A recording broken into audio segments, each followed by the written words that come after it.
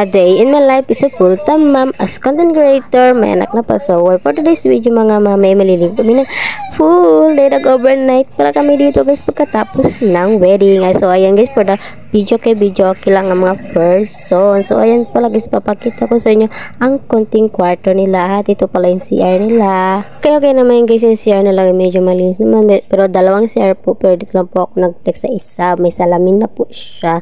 At so, ayan guys, sa labas guys, may lababo at may pagsugbaanan ng isda or mga anong gusto niyo pagsugba dyan, pag-ihaw. So, ayun dito pala yung kusina guys.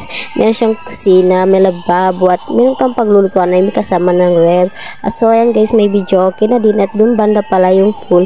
Guys, sa harap lang pala kami ng pool guys. So, anytime pwede kami maligo. At so, doon yung kwarto guys. So, ang ganda-ganda talaga dito guys. Yung taga Sambuanga kayo guys, alam nyo po ito kung saan to banda. So, ayun guys, for the go-go na, for the ligo-ligo ng person. So, excited talaga yung anak ko maligo guys. So, i-flex ko lang sa inyo ang view. Napakaganda, napakaliwanas, nakatapatahimik, maka-freshman ka talaga dito guys kung gusto mong mag-staycation dito.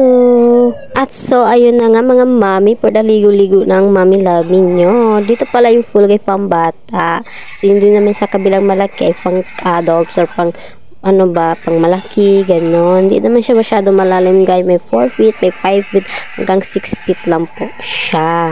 Guys, hindi po to promotion ha. Balik content ko po talaga to. So, ipiflex ko lang po sa inyo. Napakaganda nilang view. Baka gusto nyo pong mag-staycation dito or mag-overnight, maligo. Dito lang po sa Sambuanga City sa, hindi ko alam po anong lugar to, nakakalimutan ko na, kahit taga Sambuanga ako guys, pero nakakalimutan ko ano tong, kaya yata Gisaw yata to, Barangay Gisaw, ganun ba. So guys, pupunta na po kayo, sulit talaga, hindi po kayo magsasawa, promise. At so ayan guys, naligo-ligo ng person, umahon na guys. Pagkatapos ko pala naligo guys, pura kanta-kanta naman ng person guys. Syempre guys, mahilig tayo sa video okay. Paglalaban natin boses na pinakamaganda. Ay, wag ka, marunong ako magkanta. Magandang boses ko, flex ko lang sa inyo. Yan pala yung view guys, sa likod guys. May cottage po siya guys. Hindi ko po alam kung magkano po yung cottage. Pero yung entrance dito guys is 100 pesos for one head. So ayan guys, for the video okay and person. So go.